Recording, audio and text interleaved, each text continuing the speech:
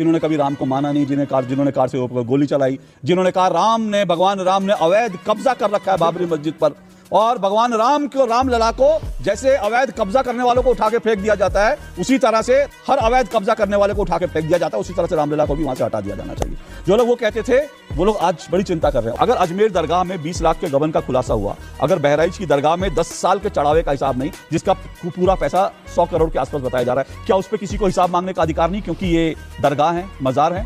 इस पर अगर कह दिया कि इस पर आप नहीं बोल रहे तो आप चोर चोर चोर चोर, ये चोरी नहीं है, वक्फ बोर्ड की चोरी नहीं है क्या? पत्रकारों का काम होता है कि खबरें खोज करके लेकर के आना और जनता के बीच रखना, चाटुकारिता नहीं करना होता है पत्रकारों का। ये तो खबर रखी ना, खबर रखी ना।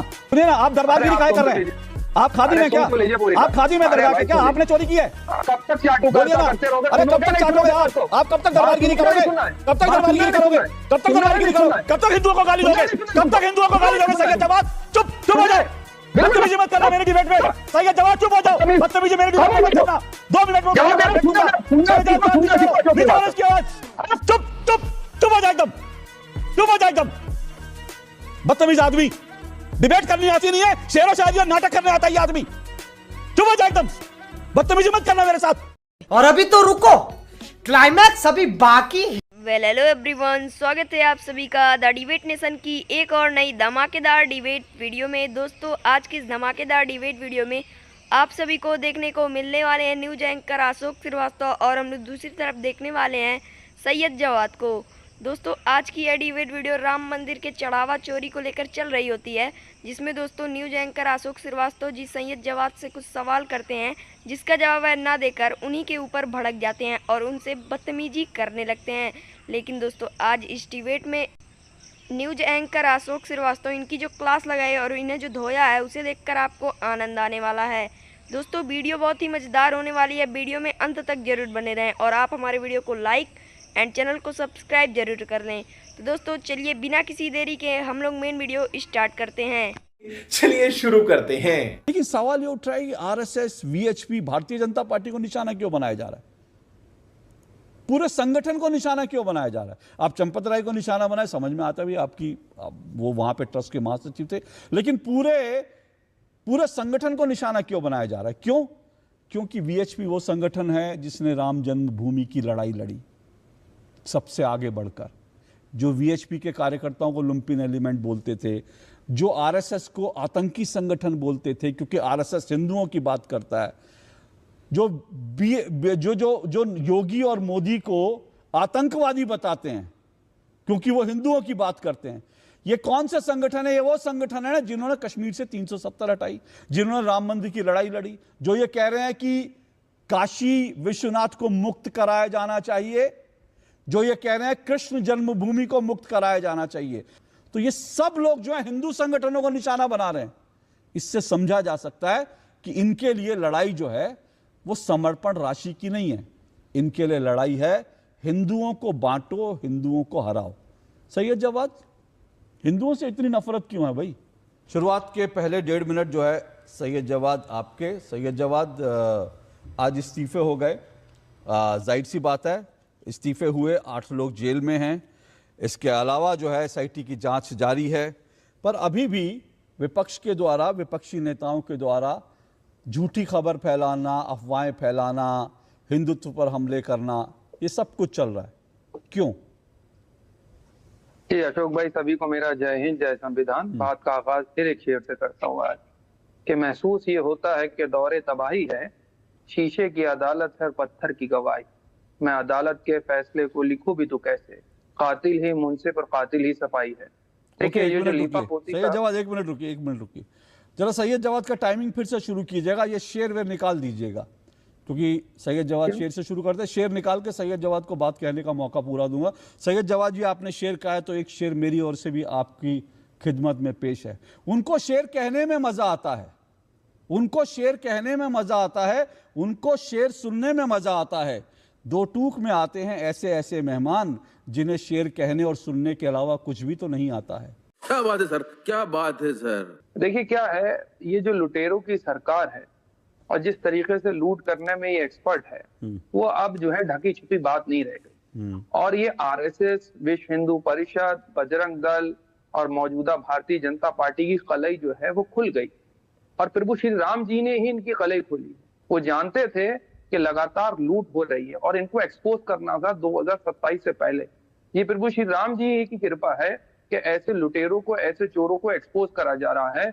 और 2027 के अंदर जिस तरीके का गुस्सा जनता के बीच भारतीय जनता पार्टी को झेलना पड़ेगा, उसकी नजीर हमको कभी देखने को नहीं मिली होगी, क्योंकि जनता बहुत आक्रोशित है। और ये जो आस्था की बात कर रहे हैं, विपक्ष को कटघरे में खड़ा कर रहे हैं, अब इनसे कुछ नहीं होने वाला। आप चाहे जितनी भी लीपापोती कर लें कि अपना वर्चस्व बनवा लें या एसआईटी गठित करके लीपापोती करने की कोशिश कर रहे हैं, ये अब कुछ नहीं काम आने वाला है। जनता जवाब मांग रही है। ओके, सही जवाब। एक मिनट सही जवाब। आपके 1.5 मिनट पूरे हुए, लेकिन मैं आपको 30 सेकंड और दे रहा हूं। आप सारी पॉलिटिकल बातें करें, बिल्कुल अच्छी बात है। मैं कह रहा हूं जनता के बीच गुस्सा होगा तो 2027 में पता चला। मेरा आज मैं यही जानना चाहता हूं कि यह पूरी लड़ाई 2027 के चुनाव की है क्या, या राम मंदिर के ट्रस्ट के शुद्धिकरण की? एक मिनट मेरा सवाल ले लीजिए ना। कि मैंने सीधा सवाल यह पूछा कि भाई इस्तीफे हो गए, ठीक है ना, 8 लोग जेल में हैं, एसआईटी की जांच चल रही है, यह भी कह दिया गया है कि भैया कोई भी दोषी होगा बख्शा नहीं जाएगा। विश्व हिंदू परिषद ने कह दिया है, मुख्यमंत्री योगी आदित्यनाथ ने कह दिया है, आरएसएस ने कह दिया है कि भैया अगर चंपत राय भी दोषी पाए जाए तो उनके खिलाफ भी कड़ी से कड़ी कार्रवाई हो। लेकिन आप क्या चाहते हैं? बिना जांच, बिना सबूत सबको उठा के फांसी पे चढ़ा दिया जाए? नहीं, देखिए क्या है, अगर आप अब चंपत राय जी का इस्तीफा हुआ है तो इट मीन्स गलती है उनकी। अभी तक उनको अरेस्ट क्यों नहीं करा जा रहा और पुलिस रिमांड क्यों नहीं मांग रही है ऐसे लोगों की? ये किसको आप बेवकूफ बना रहे, किसको दिखाना चाह रहे? खुली लूट हुई है साहब, ढकी छुपी बात नहीं है। अगर इस्तीफा हुआ तो किस बिहाफ पे हुआ है कि उनका इस्तीफा स्वीकार कर लिया गया है? ये आरएसएस के लोग जो लगातार एक ही वर्चस्व, एक ही मानसिकता के लोग अपने बैठालते चले जा रहे हैं। और मैं आज बड़ी जिम्मेदारी से कह रहा हूं कि अगर कुछ नहीं, अगर हिंदू समुदाय से भी सारी जातियों के लोग अगर उसमें होते, ये लूट नहीं होती। अगर उसमें दलित भी होते, ठीक, उसमें आदिवासी भी होते, ओबीसी तो थे, ठीक है, उसमें ओबीसी तो पता थे, कहां पर थे। अभी किसको बनाया गया दोबारा महासचिव? ओबीसी तो थे। अरे एक मिनट सुनिए ना, कौन है? ओबीसी तो सारी थे, जातियों के लोग थे। एक मिनट, अगर आप इस पे डिबेट करना चाहते हैं तो एक मिनट रुकिए। अगर आप इस पे डिबेट करना चाहते हैं तो जो नए महासचिव बने वो किस जाति के, जरा बता दीजिए। बोलिए किस जाति के हैं? इसमें बोलिए कृष्ण मोहन किस जाति के हैं? बताइए, जानकारी है आपको? अरे जिस भी जाति का आरएसएस से जुड़े, किस जाति के हैं? अरे आरएसएस से किस जुड़े जाति नहीं। के हैं? सैयद जवाद पकड़े गए, आरएसएस से सैयद जवाद पकड़े गए बिना रिसर्च के 2 टूक में आने के बाद। सैयद जवाद पकड़े गए 2 टूक में बिना रिसर्च के आने के बाद। रुकिए, आप सैयद जवाद का ज्ञानवर्धन कर दो। आप रुकिए, सैयद जवाद का ज्ञानवर्धन कर दूं। सैयद जवाद की आवाज बंद करिए, अब इनका ज्ञानवर्धन करो। सैयद जवाद थोड़ा ज्ञानवर्धन लीजिए, उसके बाद आगे बढ़िएगा। थोड़ा ज्ञानवर्धन। कामेश्वर चौपाल का, कामेश्वर जी का नाम आपने नहीं सुना होगा। कौन थे कामेश्वर जी? कामेश्वर चौपाल जो वो पहले व्यक्ति थे जिन्होंने राम मंदिर की पहली ईंट रखी थी, और वो ट्रस्ट में थे, वो दलित थे, पहली ईंट रखने वाले दलित थे। और कामेश्वर जो चौपाल है वो भी इस ट्रस्ट में थे। और आज जो ट्रस्ट के नए कार्यकारी महासचिव बनाए गए हैं वो भी दलित हैं। आपको जानकारी लेकर आना चाहिए था ना। अगर आप इसको अपने उसी गेम में खेलना चाहते थे कि हिंदुओं को जाति में बांटो, तो उस खेल को खेलने से पहले कम से कम थोड़ी रिसर्च कर लेते। जो नए कार्यकारी महासचिव बनाए गए वो दलित हैं, लेकिन आपको जानकारी नहीं। आपने कहा समाज के सभी हिस्सों को। और टिन्नू यादव कौन था भाई? और जो 8 पकड़े गए हैं वो कौन है? वो कौन है जो 8 पकड़े गए? उनका नाम भी पढ़ दूं क्या? है उनमें पांडे हैं, श्रीवास्तव हैं, अनुकल्प मिश्रा हैं, टिन्नू यादव हैं, मनीष कुमार यादव हैं। तो आप चोरों में भी जातियां ढूंढेंगे आप? यही आप लोगों की दिक्कत है। जिन्होंने राम को कभी माना नहीं, ये बात ठीक है, इस बात से मैं सहमत हूं। जिन्होंने कभी राम को माना नहीं, जिन्होंने कार से ऊपर गोली चलाई, जिन्होंने कहा भगवान राम ने अवैध कब्जा कर रखा है बाबरी मस्जिद पर, और भगवान राम को, रामलला को जैसे अवैध कब्जा करने वालों को उठा के फेंक दिया जाता है, उसी तरह से रामगोपाल यादव का बयान याद दिला रहा हूं पूजा जी, अब तो आपको जानकारी में होगा ही, उस दिन 2 टूक में हमने खुलासा किया था। तो जिन्होंने कहा रामलला ने अवैध कब्जा कर रखा है बाबरी मस्जिद पर, और जिस तरह से हर अवैध कब्जा करने वाले को उठा के फेंक दिया जाता है, उसी तरह से रामलला को भी वहां से हटा दिया जाना चाहिए।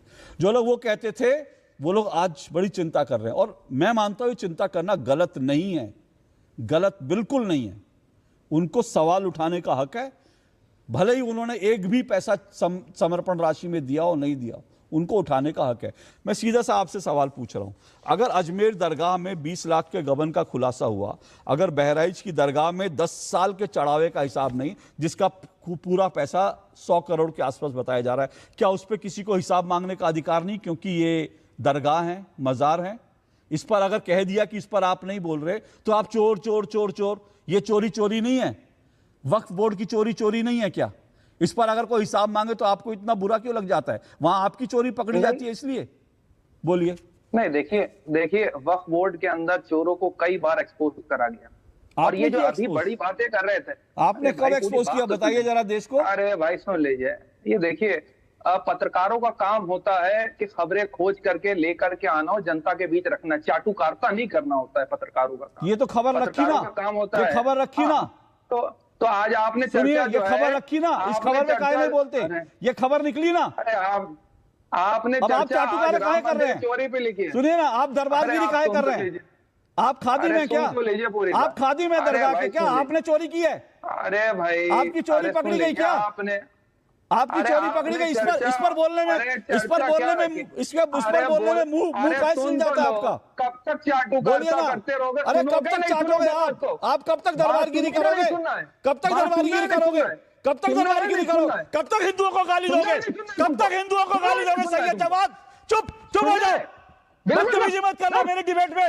सैयद जवाद चुप हो जाओ, बदतमीजी मेरी डिबेट में मत करना। 2 मिनट में फेंक दूंगा। इसकी आवाज चुप हो जाए, एकदम चुप हो जाए, एकदम बदतमीज आदमी। डिबेट करनी आती नहीं है, शेर और शायरी और नाटक करने आता है ये आदमी। चुप हो जाए एकदम, बदतमीजी मत करना मेरे साथ। सैयद जवाद खबरदार जो बदतमीजी करी, और ये नाटक मेरे साथ नहीं चलेगा। आवाज नीचे करो इसकी, आवाज बंद करो इसकी, आवाज बंद करो इसकी। चोर चोर चोर चोरी, ये चोरी नहीं है क्या? ये सवाल पूछ लिया तो दर्द हो गया? सैयद जवाब दर्द हो गया क्या? ये आदमी ऐसे ही करता है। मैंने इस आदमी से सीधा सा सवाल पूछा, और ये सवाल पूछा, इसको दर्द हो रहा है। क्यों दर्द हो रहा है भाई? अगर यहां पर 100 करोड़ की चोरी हुई तो क्या चोरी सैयद जवाद ने करी है? सैयद जवाद को दर्द क्यों हो रहा है? भाई बताना चाहिए ना कि तुम्हारे नेता इस पर ट्वीट क्यों नहीं कर रहे, तुम लोग क्यों नहीं इस पे बोल रहे? इतना ही तो सवाल पूछा है। इतने सवाल पे इतना उत्तेजित हो जाना, दूसरों को गालियां देना, यही रह गया। ये नाटक कर रहा है ना, इसका नाटक को हटाइए नाटकबाज को। सुनिए, गौरी, गजनबी, अब्दाली, बाबर, औरंगजेब और तैमूर की मजारों पर नाक रगड़ने वाले, हिंदुओं की हत्या करने वाले और फिर दोबारा से अठास करने वाले की मौका दोबारा मिलेगा तो हम दोबारा गोली चलाएंगे। आज राम भक्तों के लिए और रामलला विराजमान के लिए आंसू बहा रहे हैं, जनता जान रही है। एक बात और मैं बताना चाहता हूं, ये जो सैयद जवाद बैठ के ज्ञान बांट रहे थे, मैं इनसे कहना चाहता हूं, आप बेगानी शादी में अब्दुल्ला दीवाना ये नौटंकी मत करो। हमारे मंदिरों का मामला है, उत्तर प्रदेश का जो कोतवाल है ना, वो कोतवाल दूध का दूध और पानी का पानी नहीं, वो खाल में से एक बाल निकाल के हाथ में रख देगा अपराधी का। तुम अपनी गरीब नवाज की जो मजार है उसको चेक करो, हजरत निजामुद्दीन को चेक करो, और जो हाजी अली है या पता कौन कौन से बली है उन सबको चेक करो, वहां के चढ़ावे को चेक करो। मजा आया। दोस्तों वीडियो में अंत तक बने रहने के लिए आपका धन्यवाद। तो दोस्तों उम्मीद करता हूं कि आप लोगों को यह डिबेट वीडियो पसंद आया हो। अगर पसंद आया हो तो आप हमारे वीडियो को लाइक एंड चैनल को सब्सक्राइब जरूर कर लें। और दोस्तों आपकी इस डिबेट वीडियो में जो भी राय है कमेंट में जरूर बताएं। तो दोस्तों मिलते हैं नेक्स्ट वीडियो में किसी और नई टॉपिक के साथ, तब तक के लिए राधे राधे।